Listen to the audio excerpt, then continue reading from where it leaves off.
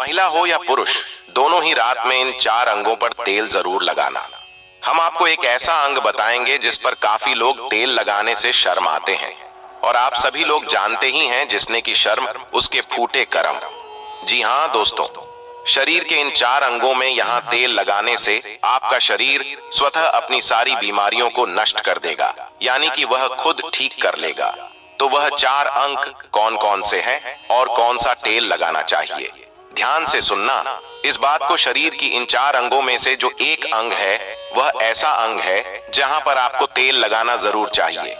आप सभी लोगों ने सुना होगा जिसने की शर्म उसके फूटे करम। यह बात बिल्कुल सही है, आपको बिल्कुल भी शर्म नहीं करना है।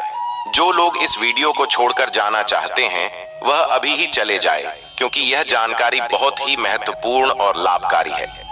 हो सके तो सारे काम छोड़कर आज अपने शरीर के लिए इस वीडियो को ध्यान से सुन लेना, महिला हो या पुरुष हो।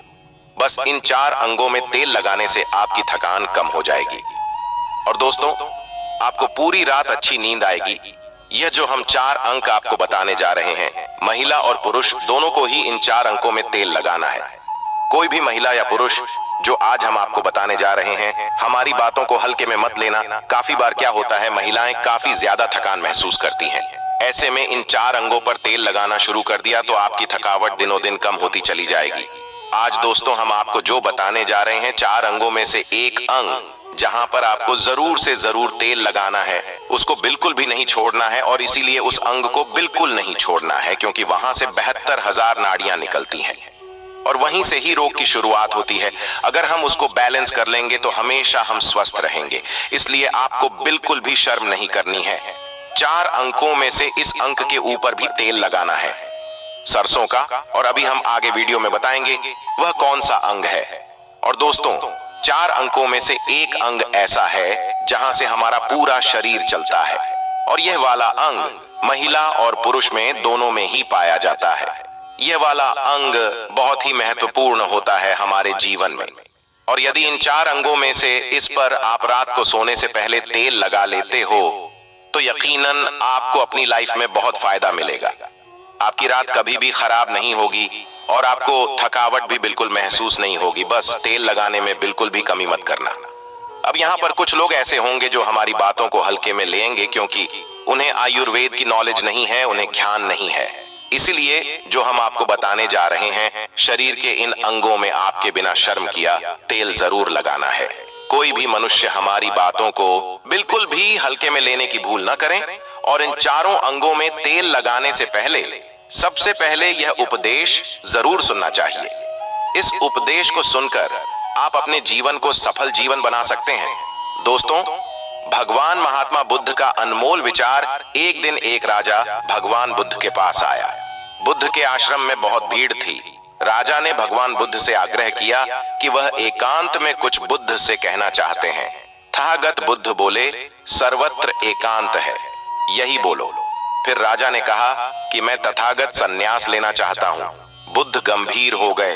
वे बोले कि तुम्हें सन्यास होने के लिए दीक्षा के पहले मेरी एक शर्त पालन करना होगा। राजा ने स्पष्ट किया कि जब दीक्षा लेनी ही है और सन्यास होना ही है तो मुझे आपका सभी शर्तें मंजूर है।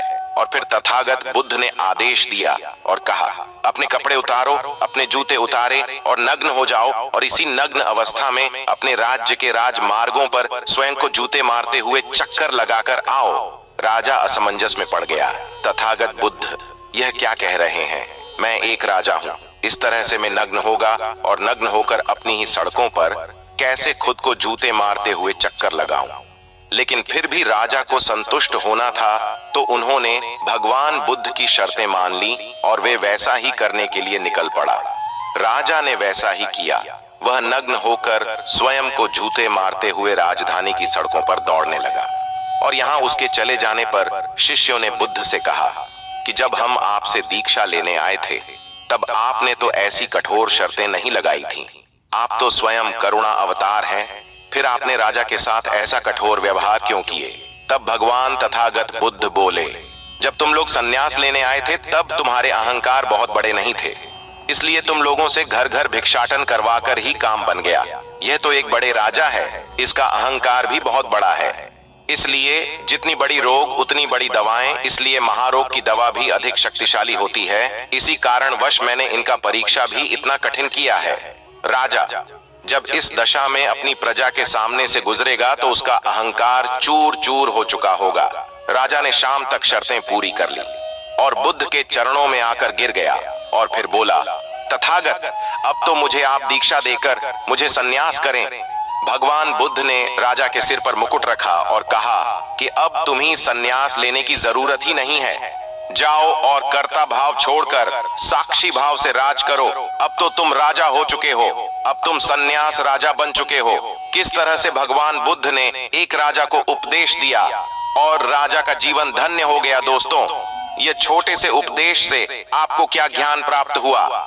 स्वास्थ्य से संबंधित बहुत ही महत्वपूर्ण जानकारी। दोस्तों, यह हमारा शरीर किससे बना है, यह सबसे पहले जानना जरूरी है।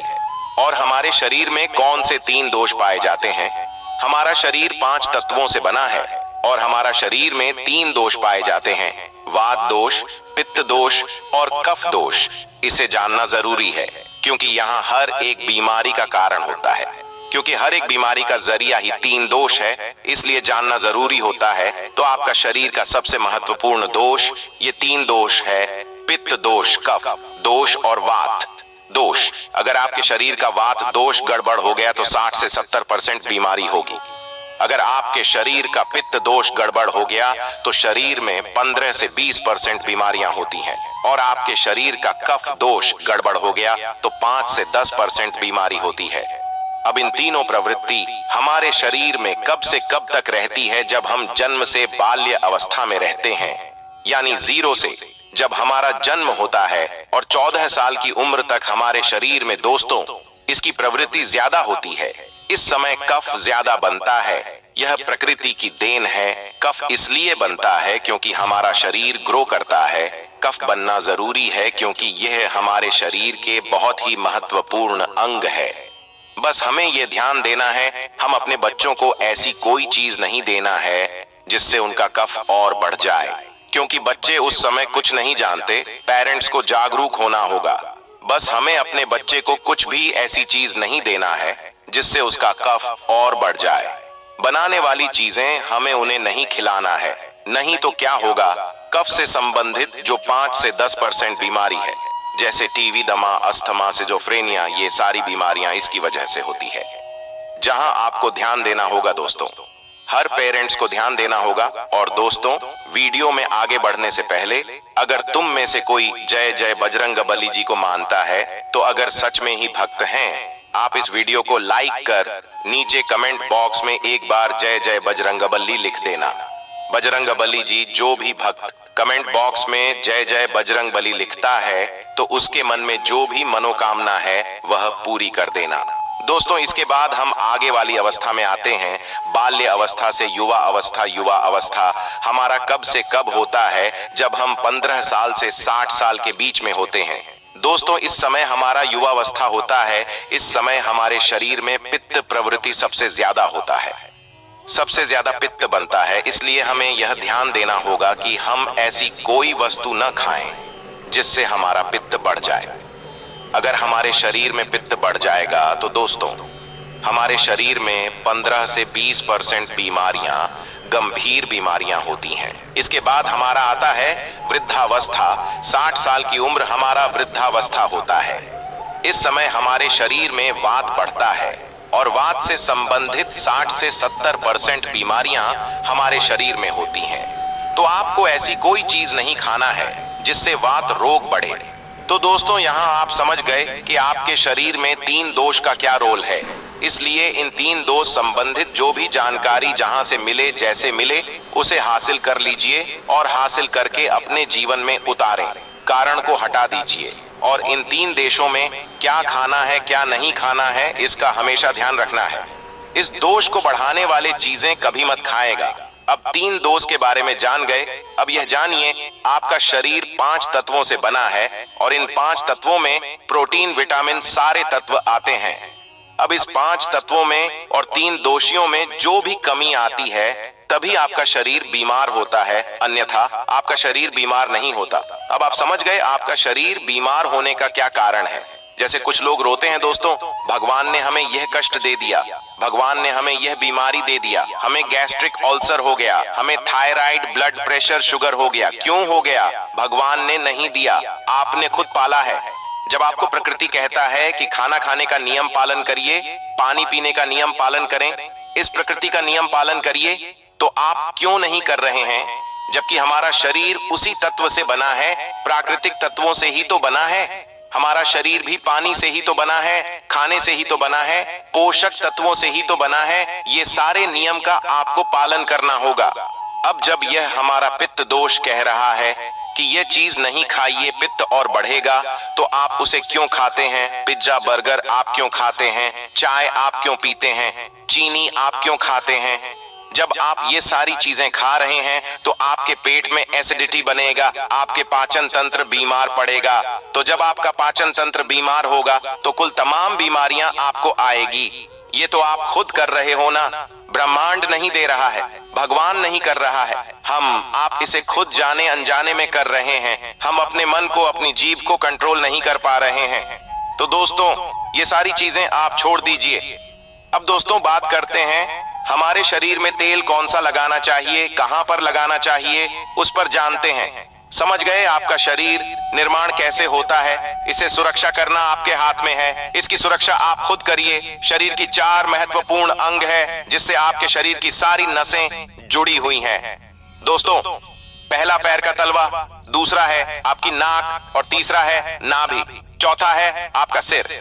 ये 4 सबसे महत्वपूर्ण अंग है और इन चारों जगह पर आपको तेल लगाना है।